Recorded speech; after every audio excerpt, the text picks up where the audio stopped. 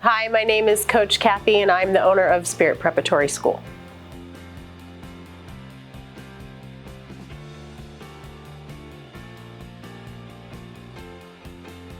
I started volunteering in 2005 in the Southern California Junior All-American cheerleading program, Orange Crest Cheer. I was a team mom the first year, wound up coaching partway through that season. And then the next year in 2006, they asked me to become a cheerleading coordinator. I didn't know anything really about cheerleading at that point. I had a daughter on the high school team at King High School, and then my younger daughter was involved in Junior All-American. But they needed somebody, so I volunteered along with Lydia Markworth and Terry Pino, and we became the Three Musketeers at that point. I went to my very first board meeting with Junior All-American, and there had been a letter sent by a parent that said their child had been in that program for many years and wasn't able to make the junior high cheerleading team. So as a new coordinator, it became my responsibility to make sure that the kids were getting the training they needed to make school teams. At that point, I decided that I needed to go to school to learn how to be a coach. I was in charge of all these little people, and I wanted to make sure that they were safe and that they were heading towards their dreams. So that's what I did. I went to school to become a coach. And I volunteered in the Junior All-American program for the next 6 years, and we grew that program to 127 kids, 22 coaches, and 25 trainers from Martin Luther King High School. At that point in 2009, I was inducted into the Riverside Sports Hall of Fame for program coordination for my volunteering in the Junior All-American program. At that point, then I decided to follow my kids into the Martin Luther King High School program. I started volunteering in that program and became the president of the King High School Pep Squad in the last 2 years that I was there, and then I resigned in 2015. Once I left Martin Luther King, I thought my cheerleading days were over, and I started getting phone calls and text messages from parents that knew me asking if I would coach their kids for tryouts. And I was resistant at first. I didn't know that that's what I wanted to do, but I had a very convincing parent that really pushed me to train someone for them. And so I started off that first year in 2016 with 2 kids. By 2019, my in-home training program had grown to 17 kids from 5 different high schools, and I was training in the cul-de-sac in front of my house for tryouts. My husband and I looked at each other and said, I think it's time that we open a gym for the kids. And that's how we came up with Spirit Preparatory School. Being a cheerleading coach has helped shape my life in the way that it gave me more purpose. I've always had a heart for kids. I was a stay-at-home mom, and after my kids were grown, it gave me something to look forward to, that there were still more kids to raise. There's still more kids that needed my help. And so I just kept going because there were kids that needed me, and there are still kids that need me. And a big part of my job is inspiring them, encouraging them, pushing them to be more than they can be. And I think it helped me to be a person that was a finisher. I think before becoming a cheerleading coach, I probably didn't see things through like I do now. Now I can set a goal, and I can make a plan, and I can execute that plan and see it all the way through to the completion. So I think that it really helped me be somebody that learned how to push and push through and finish what I started. There were 2 different specific events that I can reflect back to that caused me to be passionate about cheerleading and what I do as a coach. One of those was a conversation that I was having with a friend when I volunteered to become a cheer coordinator for Junior All-American. my friend, she kind of laughed at me and said, "You don't know anything about cheerleading. How are you going to be a coach or a coordinator?" And I know she didn't mean it in a negative way, but for me, I was like, why can't I be? And so that inspired me to become a coach and go to school and figure out what did I need to know, because I didn't want it to be like I was in charge of all these little people, but I didn't know what I was doing. So I thought it was really important to go to school to become a real coach.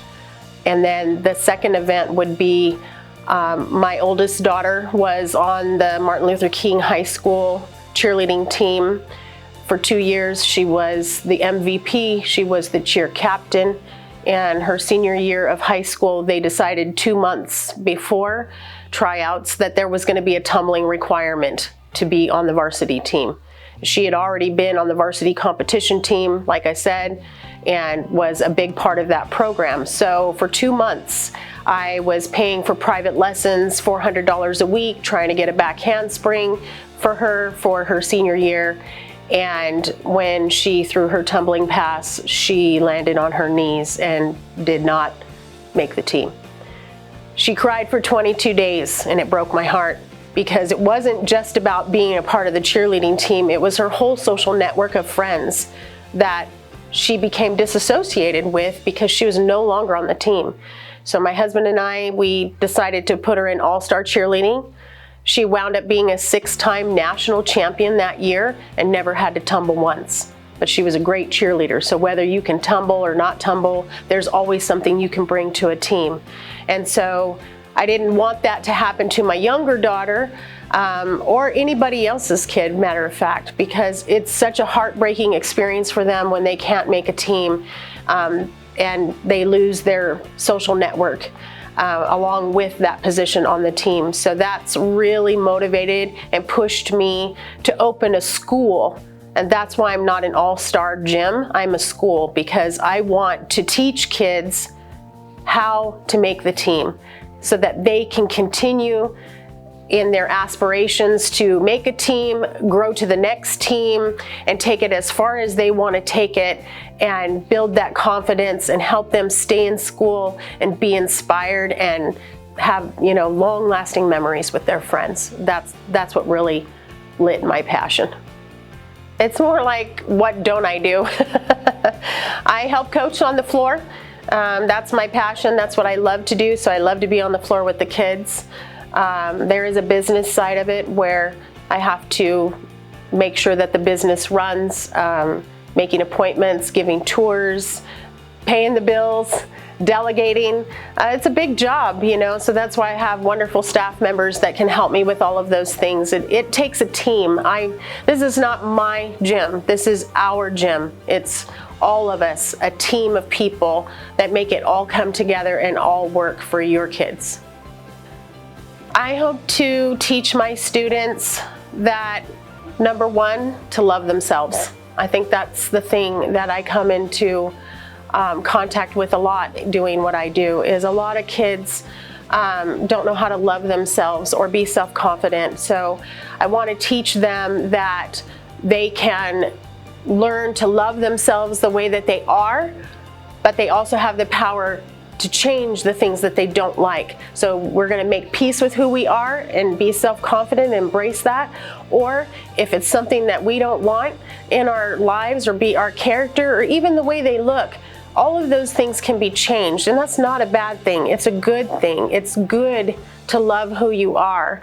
And I want to teach them to be passionate, which I think is a really hard thing to teach. Usually I run into people that they were born being passionate and they don't know where it came from, or the harder part is learning how to inspire that passion.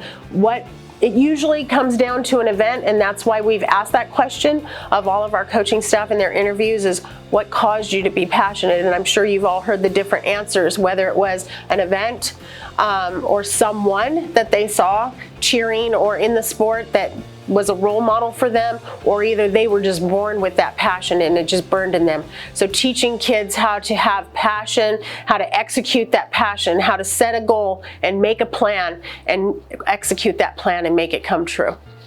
My vision for Spirit Preparatory School is that we will help a lot of kids, that they will feel comfortable here, that they will feel like it's a safe place, they will feel encouraged and loved and want to be here because it makes them feel good about themselves to be here. It makes them feel good that their coaches high-five them when they accomplish a new skill, that, you know, they are welcome in this place. I hope that it also helps them to stay in school. I think that sports, all kinds of sports, not just cheerleading, are great vehicles for helping our kids learn how to be self-confident, helping them learn how to set a goal and execute that goal. I've seen many of the cheerleaders that I've raised over the years. I've done this for 13 years. I've seen them go on to schools like Stanford and USC and CBU, and they used cheerleading as a vehicle to help them get to those schools. I think it helped them get jobs. I know girls that I've coached that they would go for a job interview and the person would say, oh, I see that you were a cheerleader. And yes, and they're able to talk about what their accomplishments were in the sport.